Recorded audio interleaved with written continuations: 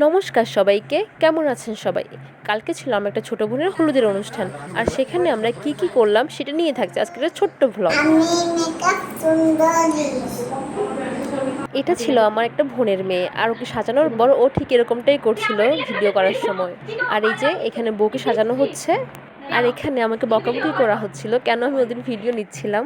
হলুদে আমার বোনকে বাড়িতেই সাজানো হয়েছিল, বিয়েতে যেহেতু পার্লারে সাজবে তাই ভাবলাম আমরা হলুদে বাড়িতেই সাজাই। আর এই যে এখানে ওর সাজ অনেকটাই কমপ্লিট, এখন শুধু ঘোমটা দেওয়াটা বাকি ছিল। এই ফাঁকে ভাবলাম একটা ভিডিও ক্লিপ নিয়ে নেই। আর এইদিকে আমার বোনের মেয়েকে সাজানোর পর ও ক্যামেরার সামনে পোজ দিচ্ছিল, আর আমরা শিখিয়ে দিচ্ছিলাম কিভাবে পোজ দিতে হয়। ওর হাসিটা হাসলে ওকে ভালো লাগে।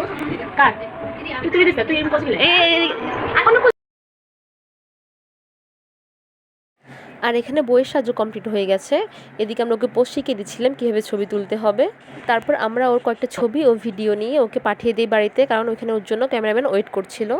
এরপর আমরাও সবাই মিলে রেডি হয়ে চলে যাই বিয়ে বাড়ির দিকে। আর আমাদের রাস্তাটা অনেকটাই অন্ধকার ছিল, আমরা এখানে ফ্ল্যাশ লাইট জ্বালিয়ে যাচ্ছিলাম। তো আমি ভাবলাম যে কয়েকটা ভিডিও ক্লিপ নিয়ে নেই। আর একটু পরে চলে আসলাম বিয়ে বাড়িতে। সাউন্ড বক্সের আওয়াজের জন্য সবাই নেচে নেচে ঢুকতেছিল বিয়ে বাড়িতে।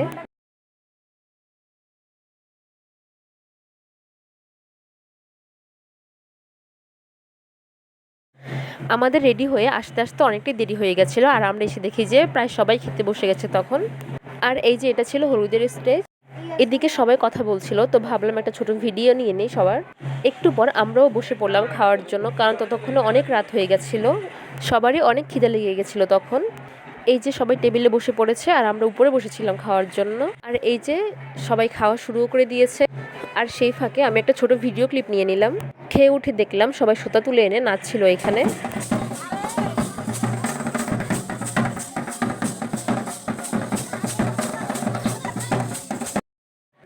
আর এরপরে শুরু হয়ে যায় হলুদের অনুষ্ঠান, আর আমরা সেখানে বেশিক্ষণ ছিলাম না, কারণ প্রচণ্ড গরম পড়ছিল তখন।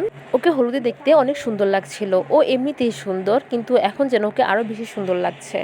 আজ এই পর্যন্তই, দেখা হবে পরবর্তী ভিডিওতে। সবাই ভালো থাকবেন।